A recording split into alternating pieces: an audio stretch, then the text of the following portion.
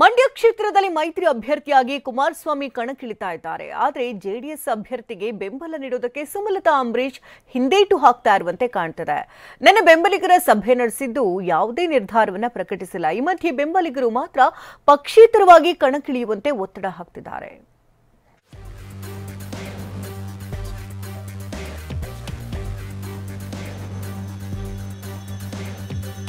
ಸುಮಲತಾ ನಡೆ ಯಾವ ಕಡೆ? ಇದು ಮಂಡ್ಯ ಜನರಿಗೆ ಕಾಡ್ತಿದ್ದ ದೊಡ್ಡ ಪ್ರಶ್ನೆ.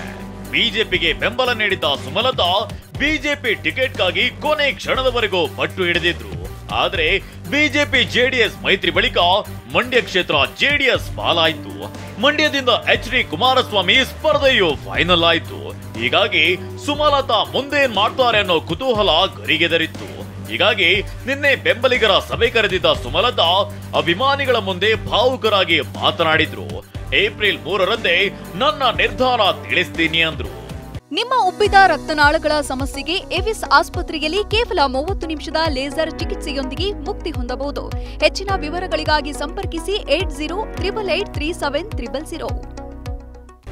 ನಮ್ಮೊಂದಿಗಿರೋ ಎಲ್ಲ ಆಪ್ತರ ಜೊತೆಯಲ್ಲೂ ನಾನು ಚರ್ಚೆ ಮಾಡಿ ಮಂಡ್ಯದಲ್ಲೇ ಬಂದು ನಾನು ಇದೇ 3ನೇ ತಾರೀಕಿಗೆ ಬರ್ತೀನಿ. 3ನೇ ತಾರೀಕು ನಾನು ಮಂಡ್ಯದಲ್ಲೇ ಸಭೆ ಮಾಡ್ತೀನಿ. ನನ್ನ ನಿರ್ಧಾರ ಏನು ಅಂತ ನಾನು ಅಲ್ಲೇ ಹೇಳ್ತೀನಿ. ನಿಮ್ಮೆಲ್ಲರ ಆಶೀರ್ವಾದ ಪಡಿತೀನಿ. ನಾನು ಹೇಳ್ತಾ ಇದ್ದೀನಿ ಪದೇ ನಿಮ್ಮನ್ನು ಬಿಟ್ಟು ಯಾವ ನಿರ್ಧಾರ ನಾನು ತಗೊಳ್ಳೋದಿಲ್ಲ. ಇನ್ನು ಬಿಜೆಪಿ ಟಿಕೆಟ್ ನೀಡುತ್ತೆ ಎಂಬ ವಿಶ್ವಾಸದಲ್ಲಿದ್ದೆ ಎಂದ ಸುಮಲತಾ ಹೈಕಮಾಂಡ್ ನಿರ್ಧಾರಕ್ಕೆ ಬೇಸರ ವ್ಯಕ್ತಪಡಿಸಿದ್ರು. ನನ್ನ ಭವಿಷ್ಯ ನೋಡಿಕೊಳ್ತೀರಾ, ಆದ್ರೆ ನನ್ನ ಬೆಂಬಲಿಗರ ಭವಿಷ್ಯ ಏನು ಅಂತ ಬಿಜೆಪಿಗೆ ಪ್ರಶ್ನಿಸಿದ್ದಾಗಿ ಸುಮಲತಾ ಹೇಳಿದ್ರು.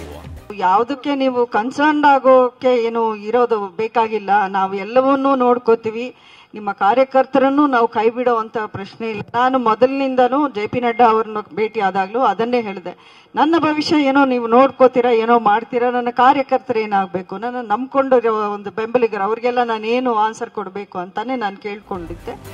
ಇನ್ನು ಮಳವಳ್ಳಿಯ ಹುಚ್ಚೇಗೌಡರ ಸೊಸೆ ಎಂದಿದ್ದ ಸುಮಲತಾ ಸ್ವಾಭಿಮಾನ ಉಳಿಸಿಕೊಳ್ಳಿ ಅಂತ ಮಳವಳ್ಳಿ ಕಾಂಗ್ರೆಸ್ ಶಾಸಕ ನರೇಂದ್ರ ಸ್ವಾಮಿ ಹೇಳಿದ್ದಾರೆ. ಅವತ್ತು ನಿಮಗೆ ಬೆಂಬಲಿಸಿದ್ವಿ, ಇವತ್ತು ಕಾಂಗ್ರೆಸ್ ಅಭ್ಯರ್ಥಿಗೆ ಬೆಂಬಲಿಸಿ ಅಂತ ಹೇಳಿದ್ದಾರೆ.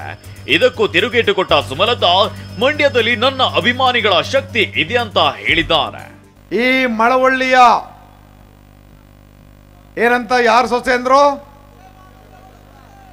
ಮಳವಳ್ಳಿ ಹುಚ್ಚೇಗೌಡರು ಸೊಸೆ. ಮಳವಳ್ಳಿ ಸ್ವಾಭಿಮಾನನ ಕಳಿಕೊಡ್ರು. ಸುಮಲತಾ ಅವ್ರಿಗೆ ಈ ವೇದಿಕೆಯಿಂದ ಬೇಡಿಕೆ ಹಾಕ್ತೀನಿ, ನೀವು ಚುನಾವಣೆ ಯಾರು ಪರವಾಗಿ ಬರ್ತಿರೋ ಬರೋದಿಲ್ಲೋ ನನಗೆ ಚಿಂತೆ ಇಲ್ಲ. ಮಳವಳ್ಳಿಗೆ ಅವಮಾನ ಆಗ್ತದೆ ಅಂತ ನಿಮ್ಮ ನಡೆ ಇರಲಿ. ಸಭೆಯಲ್ಲಿ ತೀರ್ಮಾನ ಏನಿರಬೇಕು ಅಂದ್ರೆ ಆವತ್ತು ಸ್ವಾಭಿಮಾನದ ಮಾತಾಡಿದ್ರಲ್ಲ, ನಿಜವಾದ ಸ್ವಾಭಿಮಾನನ ಉಳಿಸ್ಕೊಳ್ತಕ್ಕಂಥ ಮಂಡ್ಯದ ಗೆಲುವನ್ನು ನಾವು ಕೇಳ್ತಾ ಇದ್ದೀವಿ. ಮಂಡ್ಯದ ಅಭ್ಯರ್ಥಿನ ತಂದು ಕೂರಿಸಿದ್ದೀವಿ. ನೋಡಿ, ನಾನು ಆಗ್ಲೇ ಹೇಳಿದ್ನಲ್ಲ, ನನ್ನ ನಿರ್ಧಾರ ಈ ಪಕ್ಷಕ್ಕೋ ಆ ಪಕ್ಷಕ್ಕೋ ಅನುಕೂಲ ಆಗತ್ತಾ ಅನ್ನೋಂಥ ಯೋಚನೆ ಮಾಡಿ ನಾನು ಮಾಡೋದಿಲ್ಲ. ನನ್ನ ಜನ ಇದ್ದಾರೆ, ನನ್ನನ್ನು ನಂಬ್ಕೊಂಡಿರೋ ಜನತೆ ಅಲ್ಲಿದೆ, ನನ್ಗೆ ಆಶೀರ್ವಾದ ಮಾಡಿರುವಂತ ನನ್ನ ಅಂಬರೀಶ್ ಅವರ ಅಭಿಮಾನಿಗಳು ಮಂಡ್ಯ ಜಿಲ್ಲೆ ಉದ್ದಕ್ಕೂ ಇದ್ದಾರೆ. ಇನ್ನು ಇತ್ತ ಮಂಡ್ಯದಲ್ಲಿ ಅಪ್ಪನ ಪರ ನಿಖಿಲ್ ಕುಮಾರಸ್ವಾಮಿ ಪ್ರಚಾರಕ್ಕಿಳಿದಿದ್ದಾರೆ. ನಾಗಮಂಗಲದಿಂದ ಪ್ರಚಾರ ಆರಂಭಿಸಿದ್ದಾರೆ. ಆದ್ರೆ ನಾಗಮಂಗಲದ ಸಭೆಯಲ್ಲೇ ಅಸಮಾಧಾನ ಸ್ಫೋಟಗೊಂಡಿತ್ತು.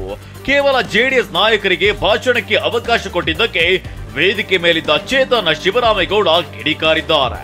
ತಕ್ಷಣವೇ ಚೇತನ್ನನ್ನ ಉಭಯ ನಾಯಕರು ಸುಮ್ಮನಿರಿಸಿದ್ರು.